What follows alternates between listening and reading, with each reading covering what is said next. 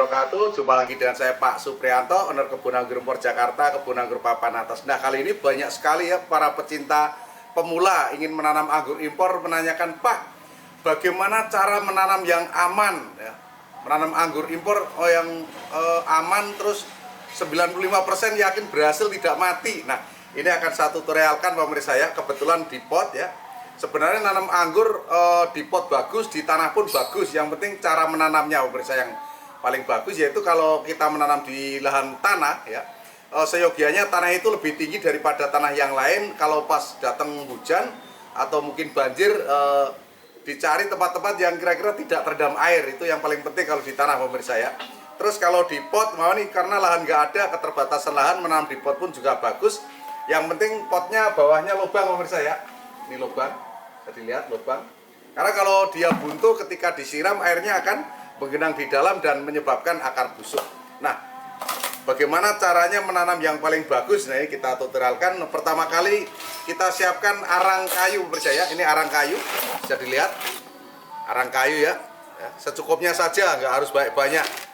Nah, fungsi arang kayu adalah dia menjaga kelembapan air di dalamnya, karena arang ini bisa menyerap air pemirsa ya. Artinya ketika kita lama mungkin nggak nyiram 2, 3, 4 hari, dimungkinkan pohon ini tidak mati pemirsa, karena ini masih lembab ya. Terus ini ringan pemirsa. Dulu saya waktu awal-awal bikin video 4-5 tahun yang lalu menggunakan bata merah. Nah, karena pecinta anggur ini rata-rata umur 50 tahun ke atas yang menjaga kesehatan badannya supaya nggak kena saraf kejepit, kita pilih media yang ringan, yaitu arang ya. Arang kayu kita masukkan seperti saja. Ini. Nah, setelah ini media tanam kita masukkan sih media tanam. Ini saya ngebon nih dari Laskar Bojonegoro. Nah, kita masukkan. Hop, terus nah. Ya, lagi kurang. Ini media tanamnya campuran tanah 1, sekam bakar 2 ya, terus kotoran kambing kering 1 pemirsa. Ini masih kurang bagus ya media tanamnya, nggak apa-apa, masih standar NATO. Oke, sip, cukup segini aja. Nah, kira-kira segini pemirsa ya batunya. Oke, segini saja cukup. Terus kita tengahnya kita lubangi pemirsa ya, yang mau kita tanam. Kita lubangi dulu. Kita lubangi sedalam polybag yang anggur yang mau kita tanam segini. Oke, nah setelah kita lubangi, nah ini bibitnya pemirsa ya. Ini jenis anggur Jupiter termuda buah, jenis anggur merah pemirsa ya. Ini tanpa biji, rasanya kayak permen pemirsa. Nah, ini sangat disukai anak-anak ya. Ini lagi viral. Saya kaget kalau harga buahnya itu 200 sampai 250 ribu sekilonya pemirsa ya. Itu yang kemarin dari komunitas penggiat anggur Indonesia ASPE menceritakan bahwa saat ini lagi viral ya, saat ini maksudnya ya, itu buah anggur Jupiter ini sangat digemari sama anak-anak kecil karena rasanya rasa permen dan tanpa biji pemirsa. Oke pemirsa ya, ini kita lihat polybagnya seperti ini. Nah, kita tidak perlu membuka polybagnya, karena kalau kita buka polybagnya, media tanamnya nanti rontok, akar terlepas dari butiran tanah bisa menyebabkan daunnya layu. Nah, kita iris pemirsa, bawahnya aja apa? Muter, kita iris seperti ini. Oke, seperti ini kita iris ya, kita iris. Oke, udah muter, bawahnya juga kita iris. Nanti akar setelah ditanam, akar akan keluar dari sela-sela ini yang kita iris ini pemirsa ya. Nah, ini nanti dia akan keluar dari sini.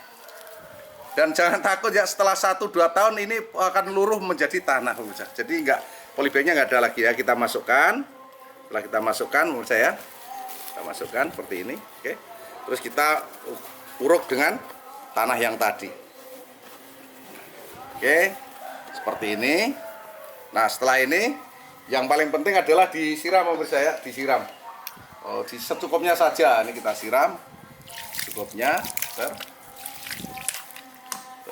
Pokoknya yang penting basah pemirsa ya. Banyak boleh Pak, boleh. Yang nggak boleh kalau nggak disiram pemirsa. Karena ketika pindah ini orang itu kaget ya, dia butuh minum deh. Kaget minum, kita kasih air. Nah, setelah ini semprot juga daunnya pemirsa ya. Sering-sering disemprot daunnya nih, saya semprot. Oke, saya semprot daunnya supaya basah.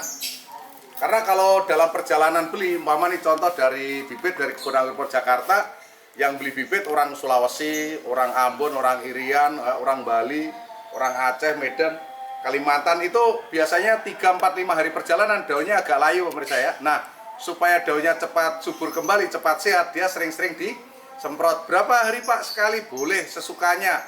Pokoknya kalau di rumah dan tidak melakukan pekerjaan, boleh disemprot sesering mungkin ya. Tapi kalau kerja ya kita bisa mungkin pagi sama sore ya, karena kalau siang kan kerja gitu. Tapi kalau nggak kerja boleh sering-sering disemprot, atau kita titipkan sama yang di rumah, mungkin istri, anak, atau pembantu ya, untuk nyemprot pohon anggur supaya dia tidak layu. Nah, sekarang pertanyaannya, Pak, kapan boleh dipupuk? Nah, dan apa pupuknya yang bagus untuk penanaman pemula seperti ini? Jadi gini pemirsa, ketika pohon masih kecil seperti ini ya, tinggi kira-kira 1 meter kurang nih, ini masih membutuhkan untuk pertumbuhan, yaitu jenisnya nitrogen ya. Terus membutuhkan fosfat untuk perkembangan akar ya, untuk memperkuat batang. Nah, butuh kalium untuk merangsang pembungaan di kemudian hari. Jadi pupuk yang paling cocok ya untuk tanaman anggur yang baru ditanam itu, kalau saya menggunakan ini Pak bisa, saya tidak mempromosikan. Saya menggunakan pupuk Pak Tani Rusia ya, Pak Tani ini. Kenapa kok menggunakan pupuk Pak Tani? Karena di sini unsurnya lengkap pemirsa, kecuali ada unsur makro primer, makro sekunder, juga ada unsur mikronya ya. Mikronya ini nitrat, boron ya, zinc, ada koper dan sebagainya, mangaan nih ya. Kandungannya lengkap. Ini makro primernya nitrogen, fosfat, kalium, makro sekundernya magnesium, kalsium, sulfur. Jadi ini kandungan lengkap pemirsa. Dan berapa penggunaannya? Kalau saya dulu cerita 2 jari ya. Nah, 2 jari kita masukkan, kita ambil 2 jari, ini identik dengan 10-15 butir, nanti dicampur dengan 1 liter air.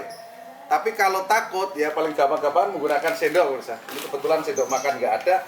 Nah, saya menggunakan sendok ini udah saya taker. Kalau 1 sendok ini hampir sama dengan 1 sendok makan pemirsa ya. Tapi datar aja seperti ini. Nah, ini pas nih, datar. Ini identik dengan 1 sendok makan ya. Oke, identik dengan 1 sendok makan. Kita masukkan ke dalam timba ya. Oke, timba. Kemudian kita campur dengan 10 liter air, atau identik dengan 10 gayung mandi ya. 1, 2, 3, 4, 5, 6, 7, 8, 9, 10. Oke, setelah itu kita aduk-aduk pemirsa ya. Ini kita aduk-aduk. Ini kebetulan alat ukur TDS saya ya, untuk ppm-nya rusak. Jadi ini aja ya. Nah, ini kalau pakai ppm perkiraan itu 800 ya, 700, 800 sampai 1000 ppm-nya. Ini aman untuk pohon yang masih kecil pemirsa ya, yang baru ditanam nih. Oke, saya ulangi kembali lagi, ingat ya, 1 minggu setelah tanam. Kenapa Pak kok nggak langsung dipupuk? Jadi gini pemirsa, kalau kita langsung dipupuk, takutnya dia kaget karena dengan media baru, tempat baru, lingkungan baru yang tidak sama dengan lingkungan yang sebelumnya. Ada lingkungan di sini ya, artinya dari tempat saya terus pindah ke Bali, ini ditanam di Bali, belum tentu cuaca di sana sama lingkungan serta media tanamnya sama pemirsa. Oke, nah kita anggap aja ini udah 1 minggu tanam pemirsa ya.